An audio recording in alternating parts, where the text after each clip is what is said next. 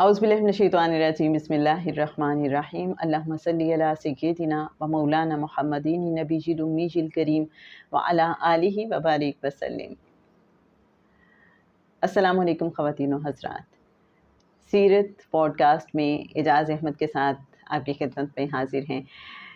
جی اعجاز بھائی، پہلے تو میں مس کر رہا ہوں، پکوڑے نہیں ہیں آج ہماری پوڈ کاسٹ میں، نام ابھی تک ملے ہیں نہ ٹیبل پہ لگے ہیں۔ ابھی میں نیکسٹ ایپیسوڈ میں وہ پکوڑے آپ کے سامنے ہی ہوں گے انشاءاللہ۔ اچھا جی، رسالت مآب صلی اللہ علیہ وسلم کا 1 سال گزر گیا مکہ میں واپس آ کر اور اپنی والدہ کے ساتھ، اور یہ پلک جھپکنے میں گزر گیا۔ اچھے وقت کی خوبی یہ ہوتی ہے کہ آپ کو احساس ہی نہیں ہوتا اور وقت گزر چکا ہوتا، پر لگا کے اڑ جاتا ہے۔ ایسے آپ کو بتایا جاتا ہے تو آپ کو حیرانی ہوتی ہے، اچھا اتنا وقت گزر گیا۔ سیدہ ہر سال جایا کرتی تھی اپنے میکہ یا جناب عبداللہ کی قبر کی زیارت کرنے۔ انہوں نے اپنے سسر جناب عبد المطلب سے کہا کہ میں جانا چاہتی ہوں یثرب۔ اس وقت تک مدینہ منورہ یثرب کہلاتا اور حضرت عبداللہ کی جو قبر مبارک تھی وہ بھی وہیں پہ تھی۔ جی تھوڑا سا پیچھے اگر ہم یاد کریں تو فلسطین کی طرف گئے تھے تجارت کے لیے جناب عبداللہ، واپسی پر ان کی طبیعت خراب ہوئی تو وہ یثرب میں رک گئے، اور باقی قافلہ کچھ دن انتظار کرنے کے بعد یثرب سے آ گیا کہ عبداللہ کی طبیعت ابھی نہیں سنبھل رہی تو یہ ٹریول کے قابل نہیں ہے، تو ہم چلتے ہیں۔ انہوں نے آ کے جناب عبد المطلب کو بتایا، اور آپ نے سب سے بڑے بیٹے حارث کو بھیجا کہ جاؤ اپنے بھائی کو لے کر آؤ۔ جب تک حارث مدینہ منورہ یا یثرب اس زمانے کا پہنچے تو اللہ کا حکم آ چکا تھا، اور جناب عبداللہ اللہ کے حضور حاضر ہو چکے تھے، اور ان کو نابغہ جدی نامی ایک شخص کے گھر میں دفن کیا گیا تھا۔ سیدہ ہر سال جاتی ہیں، اس سال بھی انہوں نے جناب عبد المطلب سے اجازت لی یا انہیں بتایا، اس کو جو مرضی لفظ استعمال کریں، اور جناب عبد المطلب نے کہا ضرور چاہیے۔ اب کی بار فرق یہ ہے، پہلے سیدہ آمنہ اور ام ایمن جایا کرتی تھی۔ اچھا یہ ضروری نہیں ہے کہ یہ 2 خواتین ہی اکیلے ٹریول کر رہی ہیں، جی آئسولیشن میں یہ لگتا ہے کہ یہ 2 جا رہی ہیں اور کوئی اونٹ کوئی لوگ ساتھ نہیں ہیں۔ میرے خیال میں چونکہ اس وقت بھی قافلوں میں جانے کا رواج تھا، سفر ہی مشکل تھا، صحرا سے گزرنا، 10 دن کا سفر ہے، کوئی پریشانی حادثہ درمیان میں ہو سکتا ہے، تو کاروان کی شکل میں گمان یہی گزرتا ہے کہ وہ میرا خیال ڈیسائیڈ ہوتا ہوگا کہ فلاں کارواں یا قافلہ جائے گا مدینہ منورہ، تو جو جانا چاہیں تو اس کو یا کوئی ٹریڈ کارواں ہوتا ہوگا یا رشتہ داریوں کے معاملات ہوتے ہوں گے، کیونکہ دونوں طرف قبیلے رہتے ہیں۔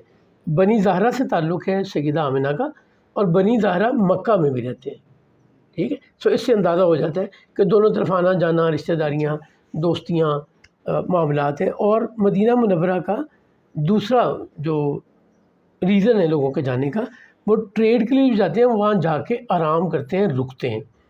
اس وقت تک مدینہ منورہ یا یثرب جو اس زمانے کا یثرب ہے، اس کے علاوہ وہ اہمیت نہیں ہے جو آج دلوں کو دھڑکاتی ہے۔ آج تو سرکار کا وہاں موجود ہونا ہمارے دلوں کو دھڑکاتا ہے، ہماری نسبت مدینہ منورہ سے کچھ اور ہے، اور اس کی وجہ ختمی مرتبہ صلی اللہ علیہ وآلہ وسلم کا وہاں موجود ہونا، ہجرت کر کے وہاں جانا۔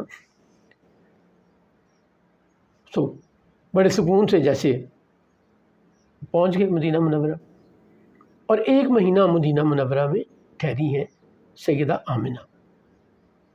اس دوران رسول اللہ صلی اللہ علیہ وسلم وہاں پر بھی مختلف اپنی ایج کے بچوں کے ساتھ کھیلتے ہیں۔ ان میں ایک بچی جس کا نام ریکارڈ میں تاریخ میں ملتا ہے، انیسا نام کی ایک بچی بھی ہے جو ان بچوں کے ساتھ کھیلتی ہے۔ دوسرے ایک مینارہ تھا جس پہ پرندے بیٹھتے تھے، تو یہ چھوٹے بچے پتھر مار کے ظاہر پتھر ان پرندوں کو لگتا تو نہیں ہے، بس ان کو ڈرانے کے لیے یا ان کو اڑتا دیکھنے کے لیے جو خواہشیں ہوتی ہیں بچپن میں، تو پھینکا کرتے تھے، پرندے اڑتے تھے اور یہ خوش ہوتے تھے۔ مجھے تو یہ منظر بڑا زبردست لگتا ہے جب میں سوچتی ہوں کہ آقا صلی اللہ علیہ وآلہ وسلم نے پہلی بار وہاں جو تالاب میں پانی میں اپنا عکس دیکھا ہے اور ساتھ سوئمنگ سیکھی ہے وہاں پہ، تو وہ کتنا خوبصورت سا منظر ہوگا۔ اچھا بڑا کچھ نیا ہے رسول اللہ صلی اللہ علیہ وآلہ وسلم کے لیے، مدینہ منورہ میں بہت کچھ نیا ہے۔ پہلی بات یہ ہے کہ مکہ میں پانی ایک نایاب چیز ہے. زمزم کا کنواں ہے جو جناب عبد المطلب نے ری ڈسکور کیا جی ٹھیک ہے. اس کے علاوہ پانی ہے ہی نہیں.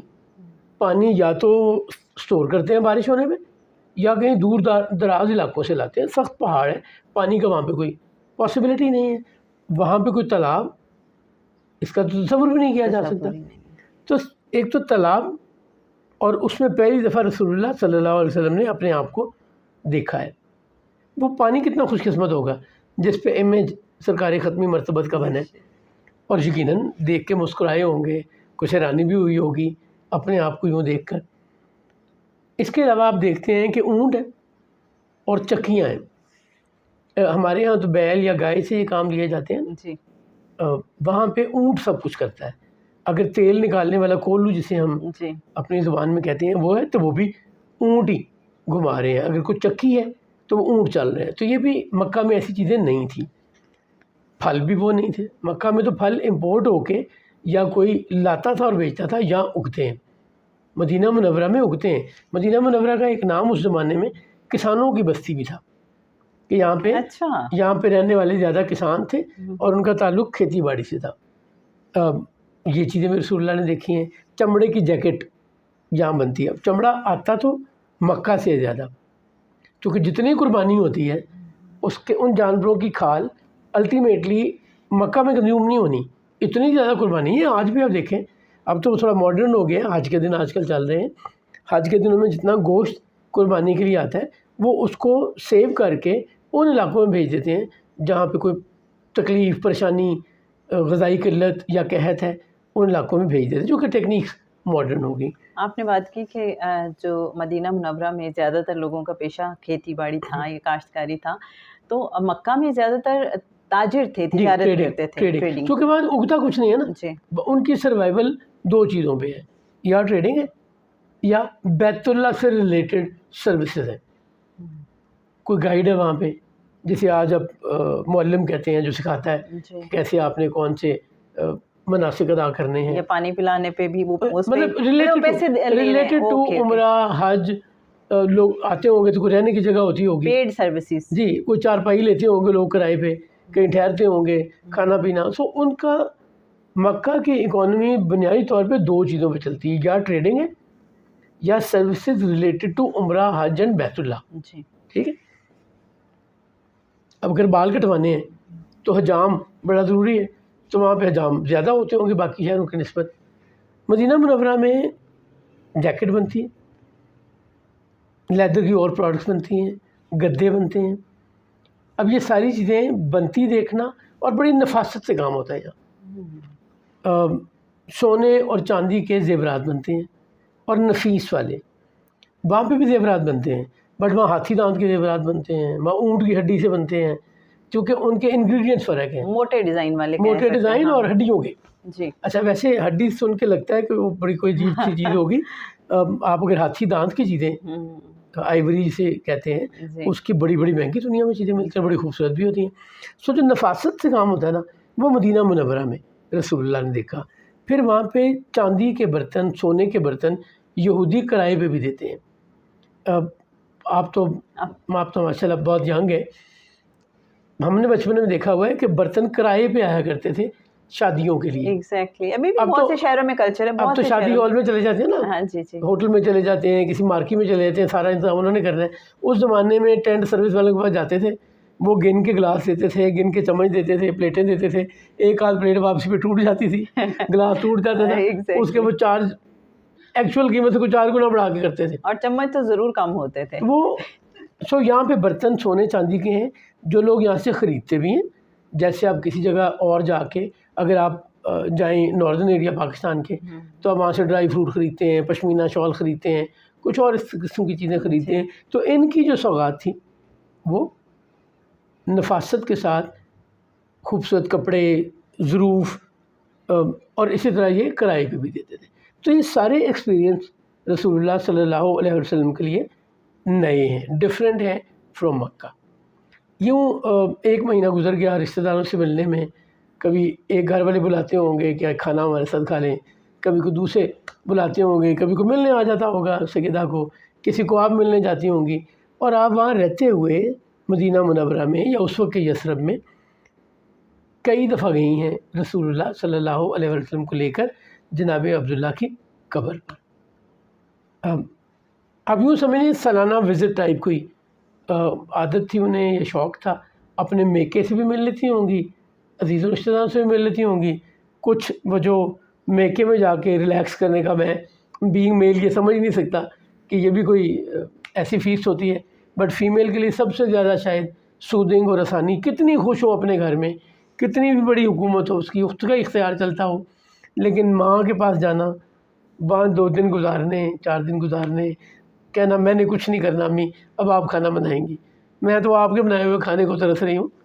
تو یہ سارا وہ پہلو ہے جو سیدہ آمنہ مدینہ میں جا کر انجوائے کرتی وہ ہوں گی. سارے مجھے تو لگتا ہے کہ نہ صرف پیرنٹس کی بات ہے بلکہ آپ کے جو پڑوسی, جہاں آپ نے بچپن یا اپنی زندگی کا ابتدائی دور گزارا ہوتا ہے, جہاں آپ نے شعور سنبھالا ہوتا ہے, تو وہ ہر چیز کہیں ہمارے لاشعور میں بہت خوبصورت یا خوشگوار یادوں کی طرح موجود ہوتی ہے اور انسان کو بہت زیادہ سکون بھی دیتی ہے اوبویسلی. فیمیل کے کیس میں جی اچھا لیکن مجھے یہ لگتا ہے کہ یہ فیمیلز کے علاوہ میلز بھی ہیں, ایون آپ اپنے گاؤں کبھی جائیں پرانے علاقے میں, یہ کامن ہے جہاں میرا بچپن گزرا.